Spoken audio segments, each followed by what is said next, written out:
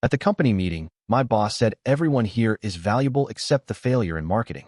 I was sitting in the far corner of the conference room at NovaReach Strategies, half distracted by the lukewarm coffee in my hands, the buzz of fluorescent lights, and the ambient hum of casual pre-meeting chatter. I had no idea I was about to be publicly gutted by my own director.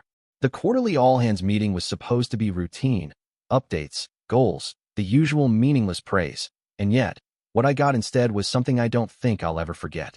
Greg Bowen, our marketing director, stood at the front of the room with his usual rehearsed charm, one hand in his pocket, the other gesturing confidently to nobody in particular. He was 41, slick-haired, square-jawed, and smug in the way only someone born into moderate success and promoted by office politics could be. He scanned the room slowly, deliberately, like he was savoring what was coming. "Everyone in this company is valuable," he said, pausing with that salesman's smirk, "except Jane Morris. She is our marketing failure." It took a full second for it to register. I blinked. Literally blinked like I hadn't heard him correctly. Then came the silence. Thick, immediate, and choking. A beat later, laughter, quiet at first, then louder. Some of it sounded nervous, scattered, broken into awkward bursts. Some of it was genuine, the kind that made your skin crawl. But nobody said anything to stop him. Nobody interrupted or spoke up or even made a sound in protest. They just laughed. I sat there frozen, like someone had unplugged my brain. My hands went cold.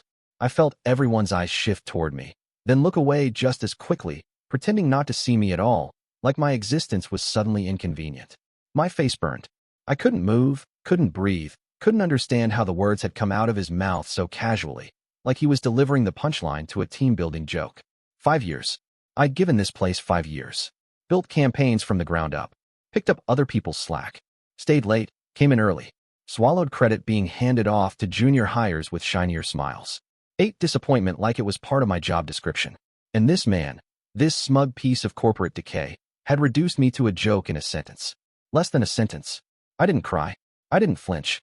I didn't even allow myself the luxury of showing pain. Instead, I reached into my bag, pulled out the thin blue folder I'd been carrying around for 3 weeks, walked to the center of the conference table, and placed it down with both hands. My voice was quiet, but the room could hear every syllable. For review by the board of directors. Then I turned and walked out. Simple as that. No screaming, no dramatic declarations. Just silence. The door clicked behind me, and that sound, it echoed louder than anything Bowen said. I don't know what they did afterward. I didn't wait to find out who picked up the folder or if anyone chased after me. I didn't care. In that moment, walking down the hallway past framed mission statements and hollow motivational posters, I felt more certain of myself than I had in months. Not because I was strong, not because I had a plan, but because I knew this. Being publicly humiliated, being treated like some disposable piece of furniture, wasn't going to define me. I stepped into the elevator alone, the metal doors closing with a hiss behind me. I was still shaking, but I didn't look back. From the very first day I stepped into NovaReach, I made a silent deal with myself. I wasn't going to be the loudest, the flashiest, or the one always circling the spotlight. I was going to outwork every single person in that office, even if nobody noticed. Especially if nobody noticed. So I arrived early, always. Not early like 10 minutes before the start of the workday. No, I was unlocking the building with facilities and walking into rooms that still smelled like industrial cleaner. And I stayed late too, later than the security guy named Dennis who used to joke that I should be getting overtime for the hours I kept. But I wasn't doing it for the jokes or the gold stars. I did it because I thought that's how you got noticed. I thought that's how you built something real. I started as a junior marketing specialist, just another faceless badge number in the system. No office, no window, just a shared cubicle space by the printer with bad air conditioning and constant noise. But I didn't care. I volunteered for everything.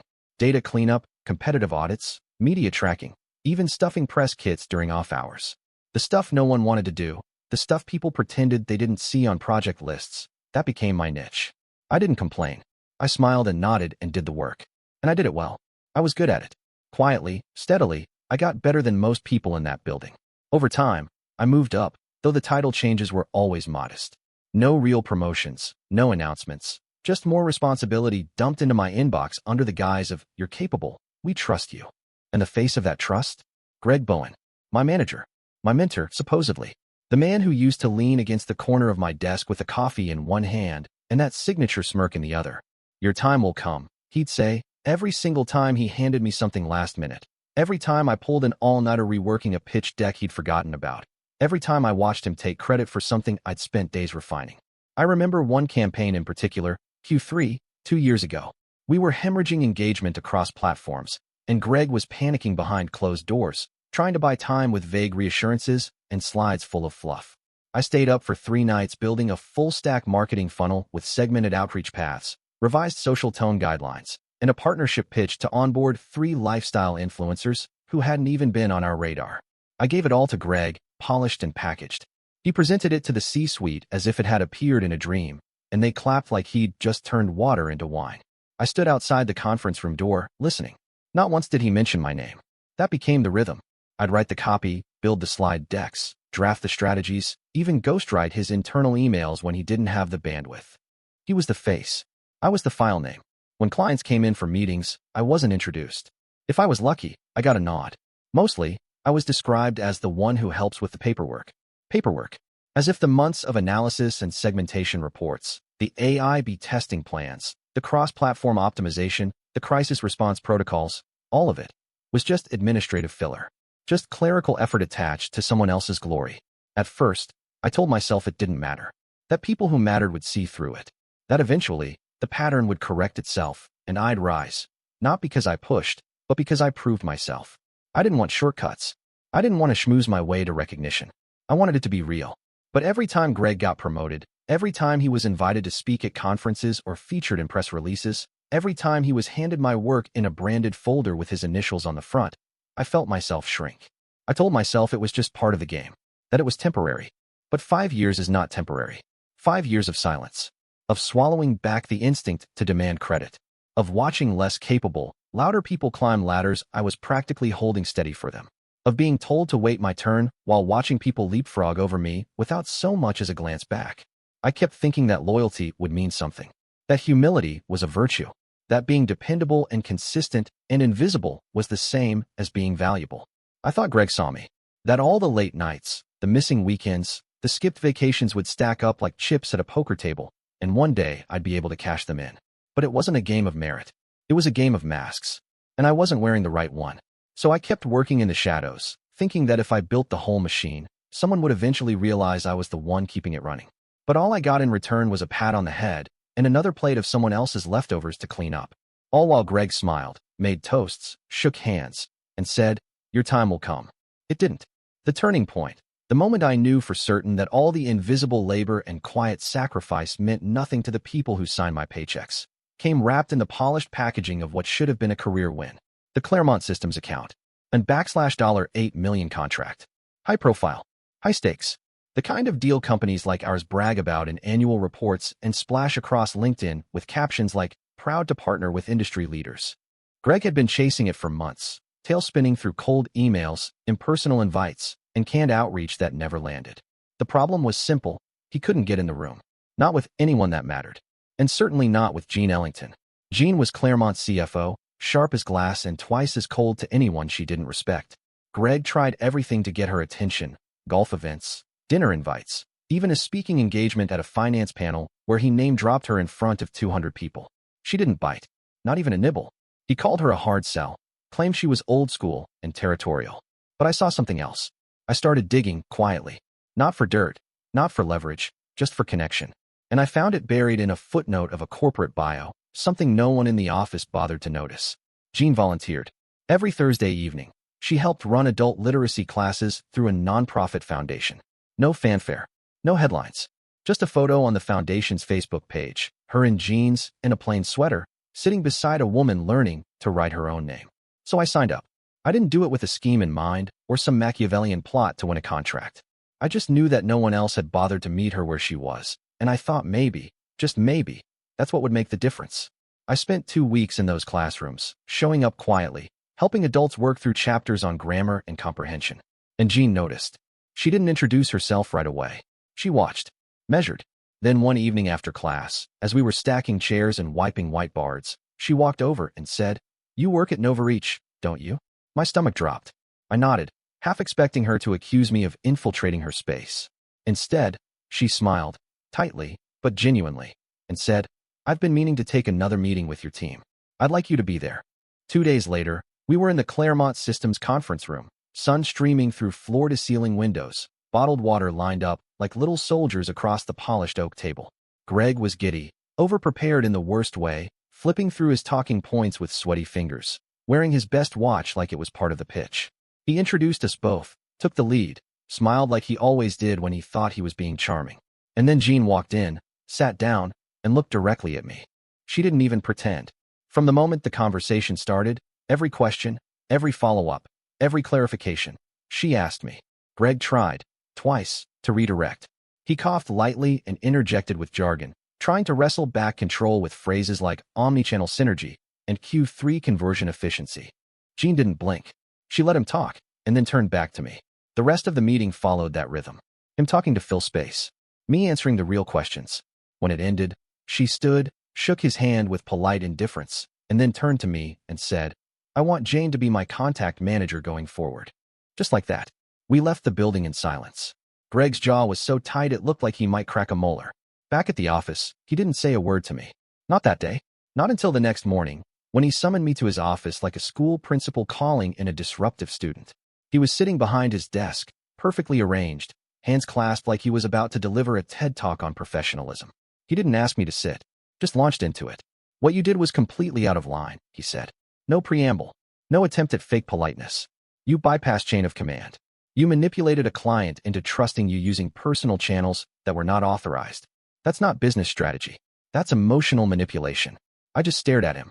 I didn't raise my voice. Didn't cry. I didn't even try to defend myself. I knew the second Jean said my name in that meeting that it wasn't going to end cleanly. I just didn't expect him to spin it so fast, so venomously, into a moral failure. He continued, calling my actions a breach of trust. Said I had crossed a line. Said that going forward, all communication with Claremont Systems had to include him, or it wouldn't be considered valid. "You are not to speak with Jean Ellington directly again unless I'm present," he said, his voice flat, final. Understood. I nodded. But something in me died in that room. Not because he scolded me. Not because I was being sidelined. But because, for the first time, I saw him clearly. Not as a leader, not as a mentor, not even as a man with professional boundaries, but as someone who would rather sabotage a contract than let someone else get the credit. Someone who saw loyalty as leverage and initiative as insubordination. Someone who had no intention of ever letting me grow unless it made him look better.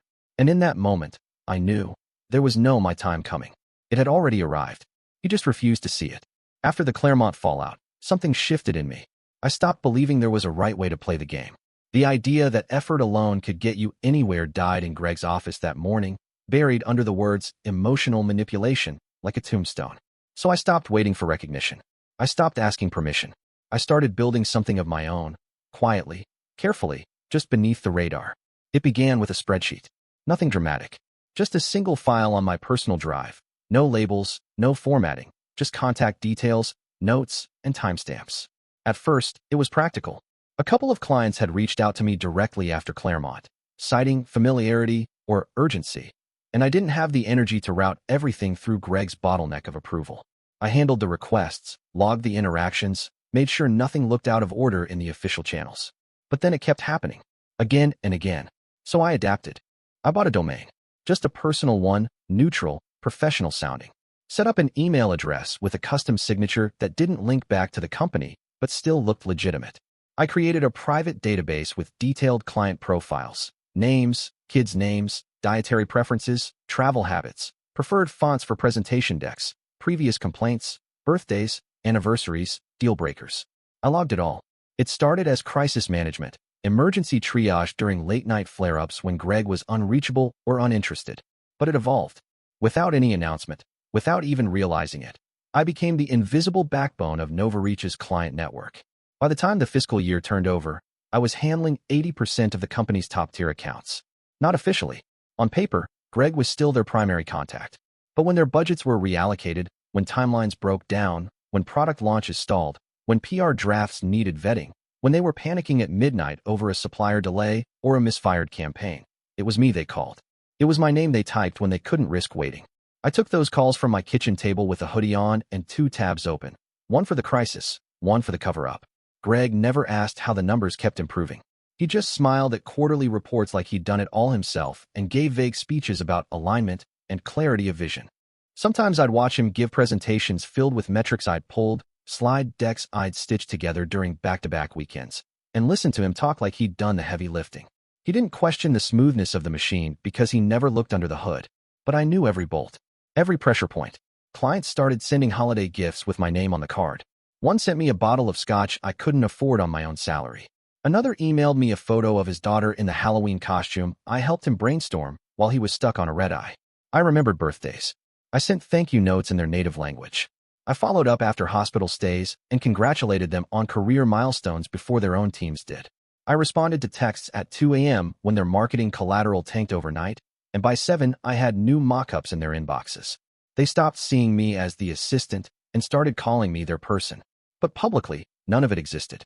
In team meetings, Greg still said things like, "We're getting great traction on the Alvarez account," and "I've been in touch with the Lennox people." I'd sit 3 seats away, nodding along, while silently tracking the calendar reminders and draft replies waiting in my private inbox. If anyone else noticed the disconnect, they didn't say anything. They just saw the results and figured Greg was doing something right. But the truth was, the more control I took on, the more invisible I became. I didn't care at first. Not really. It felt good to have something that worked because I built it, not because someone else let me. I didn't need the title. I had the trust. But over time, it became harder to ignore how much I was carrying. I was fixing everything in the background, like a mechanic crawling under a car while someone else drove it through the parade. And the more I fixed, the more Greg acted like it was his natural gift for leadership steering the company's success. He didn't know about the burner email. He didn't know about the tiered database, or the clients who had quietly phased him out, or the dozen times I'd prevented account terminations by sheer force of late-night diplomacy. He didn't know that Gene Ellington still sent me handwritten cards, or that one of our highest-paying clients once told me during a call, "I don't know what we're paying Novareach for. We're only here because of you." That line stuck with me for weeks. Because it wasn't praise. It was a reckoning. It wasn't just me.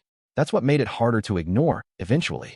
What I chalked up to bad luck, or bad timing, or just my own tendency to work in the background, it turned out to be structural. Deliberate, baked into the way Greg operated, into the very bones of how Novareach functioned. It wasn't about who worked hardest or who brought in the results. It was about who stood closest to the credit when the lights came on. Greg didn't just take my work and call it guidance. He made a system out of stealing everyone's spotlight. And somehow, the higher up he got, the more people he used as scaffolding. Nick was the first one I noticed. He was our art director, sharp-eyed, soft-spoken, usually buried in mock-ups and style guides and those endless debates about kerning that only designers care about. But he was good, really good. And one time, he struck gold. Built a campaign that went viral in 48 hours. Organic traction, 250,000 shares, and brand engagement that tripled overnight. Everyone in the office was buzzing, even people from other departments. You couldn't walk past a desk without seeing it on someone's screen. 3 weeks later, Greg stood on stage at a global marketing conference in San Diego and presented it as his own. I watched the live stream from the break room, my arms folded across my chest, listening to him tell the crowd about his instincts and his bold new approach to audience targeting. Not a single mention of Nick. Not one. Nick never said a word. Just went back to his desk the next morning and started designing banner ads for a smaller account like none of it had happened. Then it was Samantha. Sam was the kind of person who could explain a data model and make it sound like a bedtime story, calm, direct, methodical. She rebuilt our CRM system from the ground up over 6 brutal weeks. I sat next to her through most of it, watching her test functionality and logic branch dependencies on dual monitors, while everyone else just assumed Salesforce was magically working better. Greg took the whole thing to the board as his innovative infrastructure overhaul. I remember him using the phrase data-driven transformation. Said it came from a vision he'd been shaping for months. Said the dev team had executed it based on his framework. Samantha wasn't even invited to the meeting. I watched her read the recap email with a look I knew too well. Anger that's been folded into itself too many times. The kind that doesn't explode. It just sits in your throat like something sharp and metallic. She didn't push back either. No one did. Then it was Lee. Lee, who wore the same 3 gray sweaters on rotation and never missed a deadline. Lee, who stepped in when one of our biggest clients went into PR freefall after a product recall. He worked 3 days straight, no sleep, eyes glassy with exhaustion, crafting a crisis communication plan that salvaged the account. Greg waited until the smoke cleared, then stood in front of the department and said, "It was a tense situation, but I had to step in and manage it myself." There wasn't time to delegate. Lee looked like someone had sucker punched him in the stomach, but he just nodded and thanked everyone for their support. That was the rhythm. Someone did the work. Greg took the credit. Nobody said anything. We had mouths to feed, after all. rents to pay, health insurance to cling to. I knew people whose spouses had pre-existing conditions. I knew interns who were hanging by threads, begging to be converted to full-time just for the basic dignity of dental coverage. The company held our lives like a noose.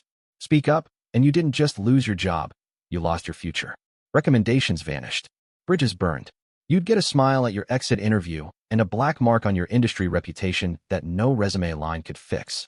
So we all smiled back, sat in meetings and nodded while Greg said, "we," when he meant "I," and "I," when he meant "you." Laughed at his self-deprecating stories about late-night brainstorms, knowing full well they were ours.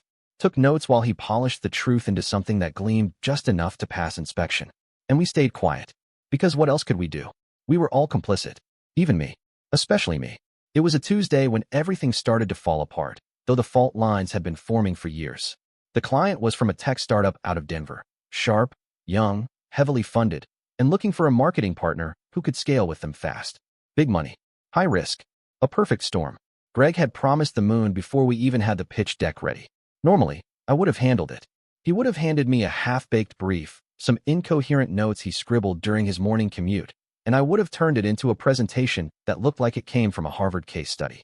I would have fleshed out his vague talking points, built-in analytics projections, stitched in market positioning, proof of performance case studies, even a slide for future growth narratives he liked to drop into pitches like he'd just invented the term. But that week, I didn't have time. I was already knee-deep in another fire. A legacy client had threatened to pull out over a licensing delay, and I'd spent the past 72 hours on back-to-back calls with procurement, compliance, and their entire European marketing team trying to untangle the mess before it turned into a public embarrassment. Greg knew this. He knew I was handling something critical, something only I could fix, because I'd built the relationship from scratch. He said he'd take care of the new client pitch on his own. Said it was pretty straightforward. He didn't even open the deck until the night before the meeting. The next morning, I got text from one of the junior designers asking if we were using old numbers in the revenue slide. I wasn't even on the thread. I was juggling 3 time zones and trying to get a customs form pushed through before a 10 a.m. embargo. I didn't even have time to answer. Greg went in alone. He walked into that meeting with a half-finished presentation, no data backup, and a rehearsed smile. He tossed out phrases like user-centric storytelling and aggressive campaign velocity, but couldn't define key deliverables when asked. He promised a 6-week turnaround on a project that would take 16 minimum, and when the client's CTO pressed him on platform specifics, things I usually prepped him for, he blinked, stammered, and pivoted to buzzwords. It didn't work. The client walked out. Politely. No drama. Just a cool, professional thank you and a "we'll be in touch" that everyone in the industry knows is the kiss of death. 2 hours later, we got the official note. They were backing out. No partnership, citing a lack of transparency and unclear deliverables. Which was corporate speak for, your guy doesn't know what the hell he's talking about. I found out later that Greg had tried to recover mid-meeting by dropping my name. Told them I was the coordinator on the account and had been responsible for most of the back-end research. Said I was typically involved, but unavailable due to other obligations. He tried to pass the technical failure off as a scheduling mishap, like I'd forgotten to prep him. Like the entire presentation hinged on the absence of someone whose name wasn't even on the invite. The worst part? It worked. Not with the client. They saw through it. But internally, it was enough. By the end of the day, word was already circulating. Jane dropped the ball. Jane didn't follow up. Jane didn't support. I watched it spread in real time. The way rumors do in offices like ours. Quietly, casually, wrapped in phrases like not pointing fingers and just trying to understand what happened. By Thursday, HR had scheduled a touch base with me. No one said the word scapegoat. They didn't need to. On paper, I was just a coordinator. That was the title they kept me in for 5 years. Safe, disposable, easy to pin things on without raising too many eyebrows. No one cared that I'd built the campaign pipeline from the ground up. No one remembered that I'd trained half the people now reporting to Greg. My real work lived in inboxes and Slack threads, in midnight email chains, and whispered desk consults. It didn't exist in the official structure. And without a title, without credit, without formal authority, I had no shield. Greg didn't say anything to me directly. Just walked past my desk the next morning like nothing happened. Didn't make eye contact. Didn't ask about the account I'd saved or the fallout from the Denver mess. He didn't need to. The implication hung in the air like rot. If something breaks, you better be close enough to blame or far enough to deny. And I just close enough. Just visible enough to fall. The blue folder had lived in the bottom drawer of my desk for almost a year. tucked behind a stack of onboarding manuals no one ever touched and a few vendor swag items I never bothered to throw away. It sat there, quiet, unassuming, a paper spine that didn't belong to any current project. It wasn't part of any workflow or deliverable. It wasn't in the system, and I never mentioned it to anyone. But I knew it was there. I always knew. I hadn't created it out of spite. It didn't start with a plan. It started with a thank you note. A small envelope from one of our legacy clients, hand-addressed, cream-colored stationery with raised lettering. It read, "Jane, thank you for handling our product relaunch so smoothly. Your late-night responsiveness, clarity, and professionalism are the only reason we're still here. You're the heart of this partnership." I read it 3 times. Then I slid it into a folder instead of tossing it in the usual pile of recycled gratitude. Something about it felt different. Then came the emails. Ones I'd almost deleted out of habit, because praise in this company was often private, lowercase, and transactional. But I saved them. Each time a client replied directly to me instead of Greg. Each time someone forwarded a compliment or used words like, "I trust Jane, she's our go-to," or "Please loop Jane in, she always gets it right." Some were subtle, others weren't. One email from a top-tier international client simply read, "No Jane, no deal." I printed that one twice. There were screenshots, too. Messages from Slack. Internal threads where my work was quietly acknowledged by people who weren't supposed to admit they leaned on me. Even an internal memo Greg had forwarded once, where a client praised the direction from our lead strategist after a meeting I'd entirely planned and led, but Greg had attended. I wasn't even CC'd on the follow-up. He'd just replied, "Thanks, we'll pass this along," and left my name off completely. I included that one, too. Over time, the folder thickened. Emails, meeting transcripts, feedback forms, printed messages from 17 of our top 20 clients, each one specifically naming me. Not as a coordinator, not as an assistant, but as the reason they stayed, the reason they signed, the reason they renewed. One said, "Jane Morris is the only person who understands our account history, our voice, and our needs without having to start from scratch every quarter. We work with your firm because we trust her. Full stop." Another, from a pharmaceutical client who had once threatened litigation over a misquote, wrote, "Jane resolved a 6-figure discrepancy in under 48 hours. She is, without exaggeration, the single most competent person we have dealt with across all vendors this fiscal year." I didn't expect to use any of it. I collected it the way you save receipts you hope you never have to show, just in case. Just in case the wrong story was told about you. Just in case someone in a better suit decided to rewrite your legacy for their convenience. And then came that meeting. Greg's words hit like glass shattering on marble, sharp, loud, deliberate. "Everyone in this company is valuable, except Jane Morris. She is our marketing failure." The silence afterward wasn't just silence. It was approval. No one stopped him. No one flinched. The laughter that followed didn't sound like surprise. It sounded like agreement. Polished, professional cruelty with coffee breath and company lanyards. I didn't defend myself. I didn't raise my voice or plead or correct the narrative. I walked over to the table and placed the folder in the center. No dramatics. No explanations. Just one sentence. For review by the board of directors. Then I turned and left. Inside that folder was the truth. Not a version. Not an interpretation. Not a carefully curated defense. Just proof. Proof that I had built something real while Greg smiled for cameras and name-dropped his way through conferences. Proof that 17 of the clients who made up over 70% of the company's revenue pipeline had chosen me, not him. Proof that I had been the quiet infrastructure holding everything together while being told to wait my turn. Proof that I had mattered long before anyone gave me permission to. I was halfway across the parking lot, keys in hand, folder already out of my mind, when I heard the door slam behind me. At first, I didn't turn around. I thought maybe it was someone leaving for lunch, or some poor intern sent to chase me down with a guilt-tripped apology. But the voice that called out, tight, clipped, controlled, stopped me cold. "Jane, don't get in that car." It was Sharon Murray. I turned slowly, almost disbelieving. The CEO of the company, someone I'd spoken to maybe 4 times in 5 years, always through layers of formality and scheduling, was striding across the asphalt in her expensive heels like the ground owed her answers. I stood still, the keys in my palm pressing hard into my skin. She didn't waste time. "You can't just leave," she said, her tone sharper than panic, but quieter than outrage. "We will lose 80% of our revenue if you walk out today." She didn't ask why I'd done it. She didn't ask what was in the folder. She knew. Or at least, she'd read enough to understand what Greg never wanted anyone to see. And she wasn't trying to fix it for show. She was trying to contain a detonation. I didn't say anything at first. Just watched her eyes scan my face for something to grab onto. an opening, an angle, but I didn't have one to give. Finally, I said, I'm not asking to come back. I saw the flicker of disappointment pass through her before she could pull it back behind the CEO mask. But I wasn't there to negotiate with fear. I wasn't going to beg to be reabsorbed into the same broken structure that had allowed this to go on for years. I don't want a title, I said. I want change. Sharon crossed her arms. What kind of change? So I gave her a list. A new department. Not marketing. Not sales. Not internal strategy. A real, structural division focused on customer relations. The kind we were pretending existed but never actually built. A department with its own staff, its own budget, and its own authority. A department that reported directly to the executive level, without being filtered through people like Greg. I asked for a transparent compensation system. One where contribution was measured, tracked, and made visible. Not just for me, but for everyone. Sam in analytics, Nick in creative, Lee in crisis. I wanted every person who ever watched their work get repackaged and presented under someone else's name to finally see a direct path to recognition, to bonus structures, to title advancement that wasn't dependent on favoritism or politics. I demanded veto power over compensation distributions for client-facing roles. I said it plainly.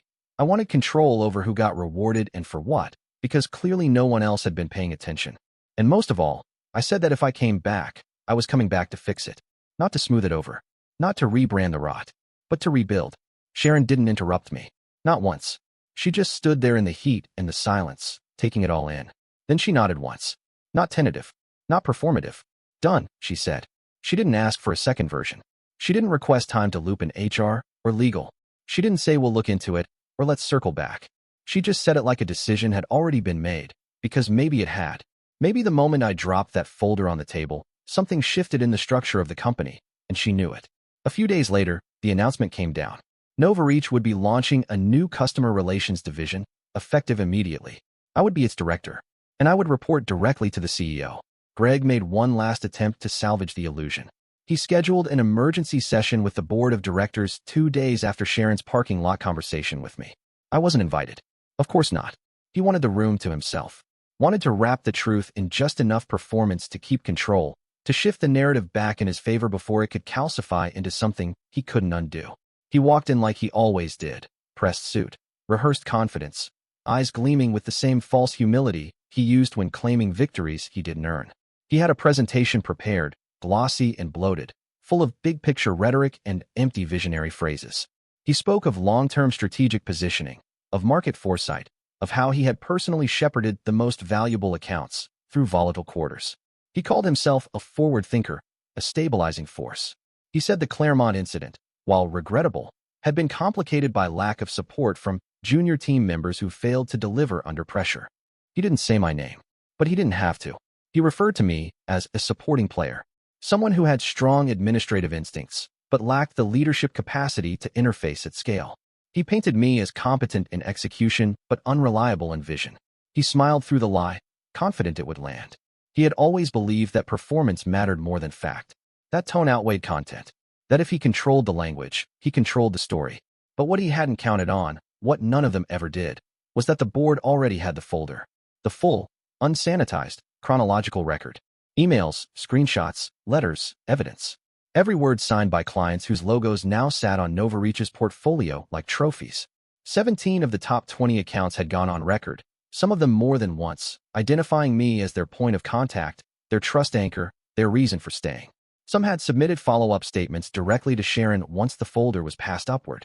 One of them, a longtime executive from a financial services firm Greg had always name-dropped in his slides, had written plainly, "We do not work with NovaReach. We work with Jane Morris." When Greg finished his presentation, there was no applause. No polite nods. Just silence. The kind that comes when no one believes what they're looking at, but still lets the performance end, out of decorum. Then came the board chair's response. Calm, surgical, not unkind. The decision was unanimous. A formal vote was held to create a standalone customer relations department under my leadership, reporting directly to the CEO. The board approved a structural audit of client communications and account ownership. They requested access logs, feedback data, and project archives. They asked for a breakdown of all bonus disbursements related to those accounts over the past 5 fiscal years. They wanted names, timelines, metrics. And Greg? He was reassigned, not fired. NovaReach didn't like drama, but quietly moved to a newly minted department titled New Business Development. A polite exile. His role would now focus on outbound acquisition only. No contact with existing clients. No access to active projects. No more room to build success on the backs of people he couldn't name in a presentation without rewriting the credits. He didn't speak as they explained a restructure. He sat there, stiff, jaw locked, hands folded tightly in his lap. His eyes never lifted from the boardroom table. Maybe he thought he could fix it later. Maybe he still believed someone would step in and smooth it over. But this time, there was no one left to shield him. And I didn't look back. 3 months later, the numbers spoke louder than anything I could have said. Client satisfaction had jumped 22% across all active accounts. Feedback reports started to include not just approval, but enthusiasm. Clients mentioning names, praising follow-through, offering referrals unprompted. Internally, staff turnover hit its lowest point in company history. No more quiet exits. No more drained faces folding laptops at 9 p.m. with resignation letters burning in their drafts. People stayed. People worked like they were being seen.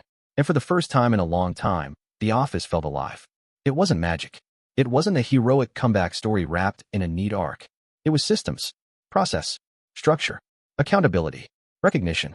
I didn't have to give speeches about culture or loyalty. I just made sure no one's work disappeared in someone else's shadow again. I built tracking mechanisms, formalized feedback loops, reshaped how compensation was proposed and approved. We added quarterly peer nomination bonuses. We published team credits for every campaign. Titles were reviewed based on documented contribution, not performative confidence. That's how the change stuck. And when Sharon called me into her office on a gray Wednesday morning, told me the board had voted unanimously to offer me the role of Chief Client Officer with a seat at the table and an annual salary 3 times higher than the one I'd been quietly surviving on for 5 years, I didn't cry. I didn't tremble.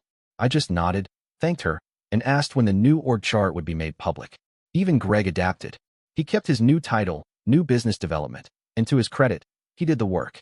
Learned how to pitch without bluster, started actually asking for input instead of expecting rescue. And at the annual all-hands meeting, standing on the same stage where he once erased names for applause, he looked out over the crowd and said, with something that sounded almost real, "This year, I want to thank the team. Every one of you." And then it was my turn. I stepped up to the podium, not nervous, not triumphant, just steady. My colleagues, some new, some who had watched the whole thing unfold in silence, sat quietly, waiting. I didn't make it about what had happened. I didn't say Greg's name. I didn't reference folders or firings or the humiliations that used to pass for leadership. I just said, success is not a personal achievement. It's a system where everyone matters. That was all.